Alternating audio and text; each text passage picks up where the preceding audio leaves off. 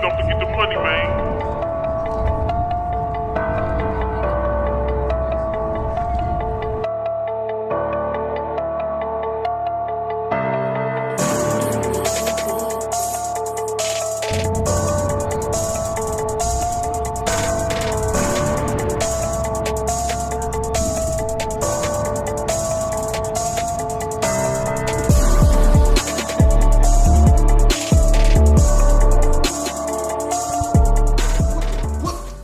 Matt Clark here at the new Matt Clark. How are each and every one of you doing on this amazing Saturday? I'm doing great. My girl's doing great. My family's doing great. I hope each and every one of you are doing great. Even though right now, let's be honest, times just... If you could please hit that like button, that subscribe button, and that bell notification button to get all my videos when they're new. If you could share with somebody on social media, help spread the message, help spread the word, that would be amazing. And there's a PayPal option if you'd like to donate, help support the channel.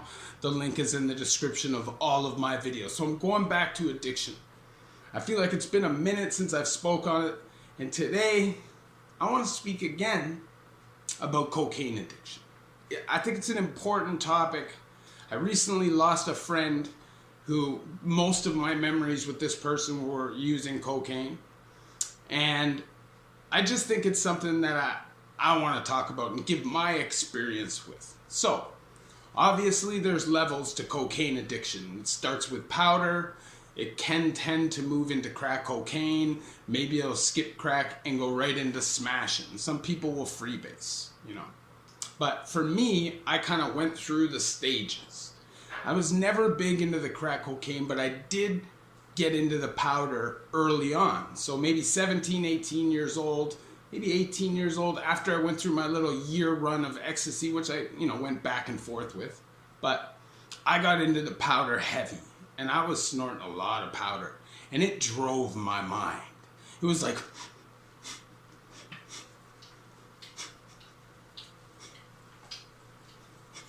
all the time. And if my mind wasn't, my body was, because I was chasing.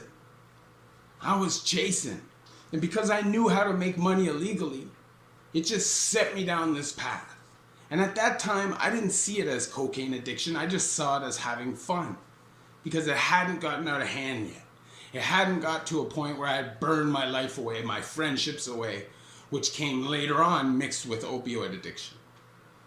But as my cocaine addiction progressed, I started doing crimes to feed my addiction, breaking into houses, doing robberies, just doing things that I normally wouldn't do. My mind wouldn't really want me to be doing. Fueled by addiction. Now, keep in mind, when I was young, I did want to be a bad boy. So I would have been probably breaking the law still. But the way that I broke the law, the way that it was just go, go, go, go, go, greed driven, addiction driven. And I didn't see it yet. Obviously, I was a young guy, and I had a lot of testosterone, and I just felt like I was living life, and I was doing what I needed to do for me. I had a bad relationship with my family. I had a bad relationship with everybody I had grown up with. And I was hanging out with people that at the time I saw as my homies, my closest. When you're young, when you're a teenager, you got your priorities backwards, You feel like your friends are the most loyal to you and your family is the enemy. But the reality is that that's not true. As my addiction progressed, I treated my family badly. I stole from my family at times because I knew that my family loved me and wouldn't turn their back on me. And I took that for granted. I did. But eventually, my addiction took me out of the house and into the streets. And it progressed. Now, I never did a lot of crack, but I went through 2 phases in my life where I smoked crack. So there was a period when I was 20 years old where I got caught up in a trap house for a couple weeks. My friends, they came and rescued me. And then there was just before I got arrested the last time, I was fighting opioid addiction. I I was fighting it. And I had a job and I was doing fairly well, but on the weekends, I would get into some crack. It was just reality. It was what I was doing. I was just supplementing my addiction. I didn't even really like it. But my addiction with cocaine really got bad when I realized the blend with opioids. When I realized the up and down balanced each other out, which to me felt like something I never felt before, to be honest. It felt amazing to me. It covered up a lot of things I had buried, a lot of pain and trauma that I had buried. It made me forget about that stuff. The problem was my mind started racing and I became crazy. People around me were losing it. You know, I remember seeing people go into full-blown cocaine psychosis. Wow, speaking in tongues. Eyes are open, but their brain is shut off. They're awake, but they're sleeping. And I remember the feeling of being in the twilight zone and looking at this stuff and saying to myself, why am I here? Why am I here?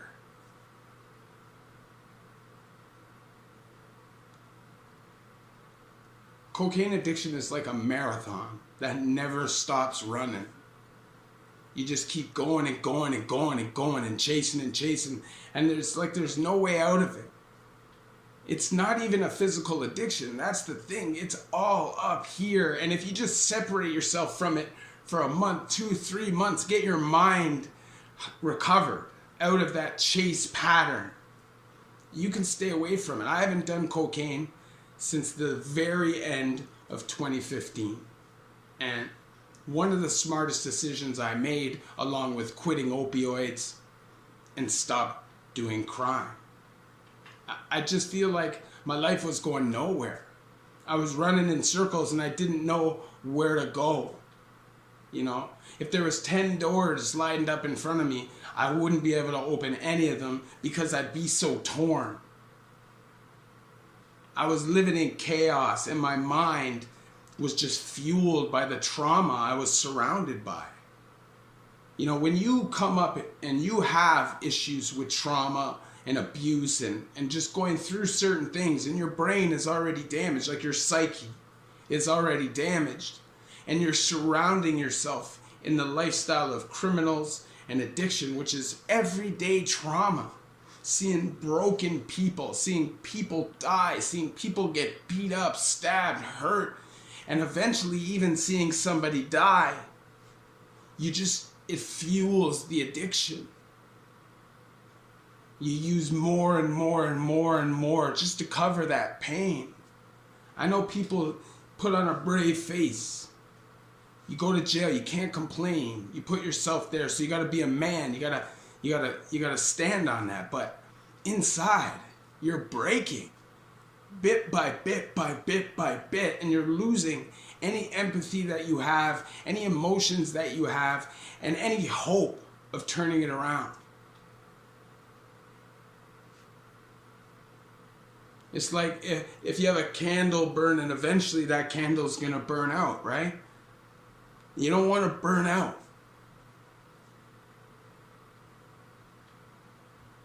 You want to see the worst of cocaine addiction, go down to Queen and Sherburne, and you'll see that is the end game. Once you're there, it's a wrap for a lot of people.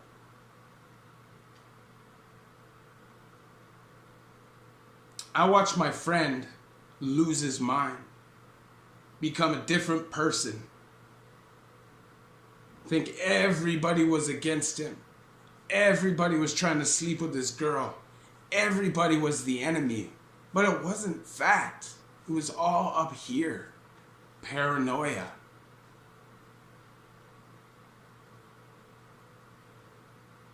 If you want to live your best life, leave cocaine alone. I know maybe when you start using it on a Friday, Saturday night, it feels good, you know? Gets you uplifted. You can talk to girls, or girls, you can talk to guys. You feel comfortable in a public setting. Maybe you have social anxiety and you're just not good at talking to people, and this helps.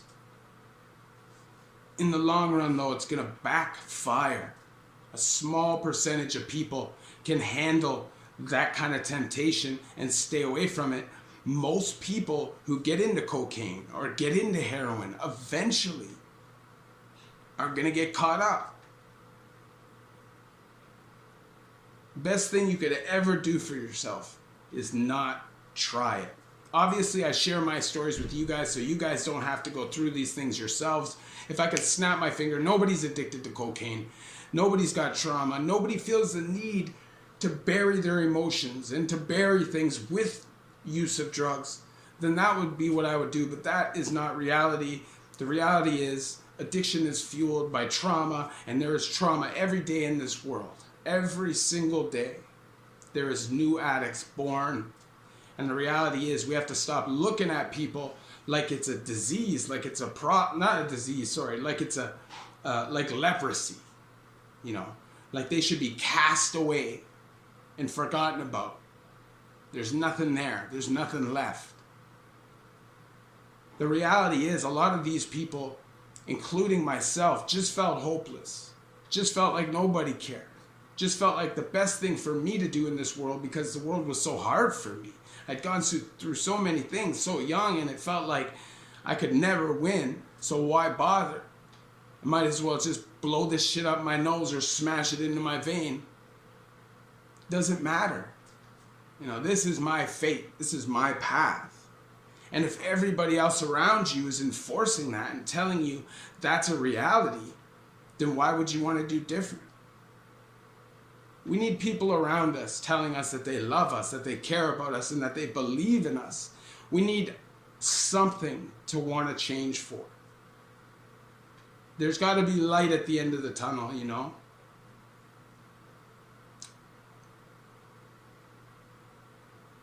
I just feel like I've watched so many people go from cocaine, lose not only their minds, but some people even lose their lives. And believe me, cocaine overdose is not pretty. It's bloody noses, it's seizures, smashing your head off the ground. It's not going to sleep like you overdose on heroin. It's a painful, painful seizure. And cocaine addiction ultimately also leads to prison. You know, unless you're a millionaire, you can never have enough money to fuel addiction. The more money you have, the more dope you'll get. So unless you have an endless stream of cash, that can't happen. And if you have an endless stream of cash, you're dead.